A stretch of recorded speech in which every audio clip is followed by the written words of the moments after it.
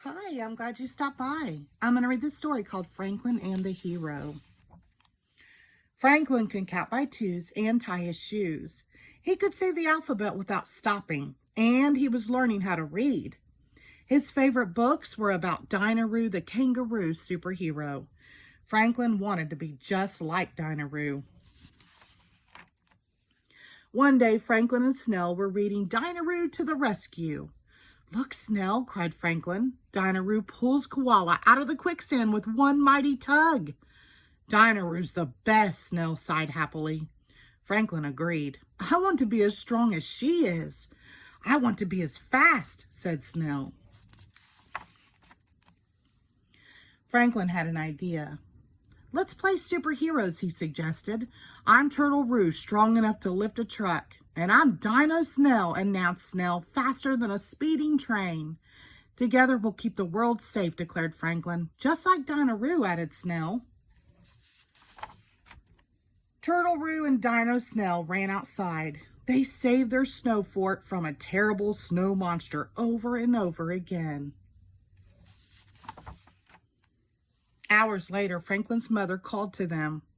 "Turtle Roo, Dino Snell, come inside. I have a big surprise." When the superheroes were warm and dry, Franklin's mother told them the good news. "Dinaroo will be autographing her new book at Mr. Heron's bookstore tomorrow morning," she said. "Do you know anyone who would like to go?"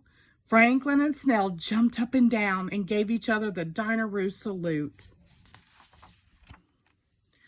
For the rest of the afternoon, Franklin and Snell talked about Dinaroo. They reread all the Dinaroo's adventures and made their plans for the next day. They were both so excited they could hardly eat their dinner or fall asleep that night. Early in the morning, Franklin and Snell set off for the bookstore. As they rounded a bend in the path, they saw Mrs. Muskrat searching through the snow.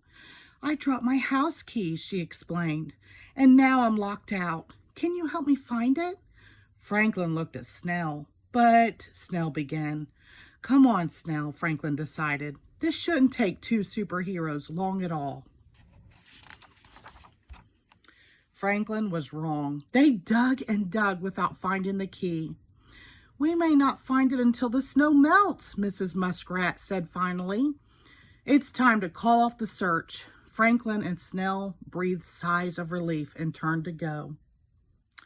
"If you could pile some snow under the window," continued Mrs. Muskrat, "maybe we could get in that way." "But, Mrs. Muskrat," Franklin said, then stopped.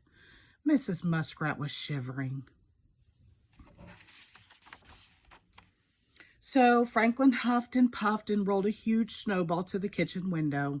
He climbed on top and pushed and shoved until the window opened just enough for Snell to crawl through. Up and over the ledge went Snell, across the counter, down the wall, over the floor, and up the door. Finally, Snell turned the door handle. "Hooray!" shouted Franklin. "This calls for hot chocolate and cake," declared Mrs. Muskrat. Franklin and Snell looked at the kitchen clock. "Thank you, Mrs. Muskrat," said Franklin, "but you see," and he finally told her all about Dinaroo.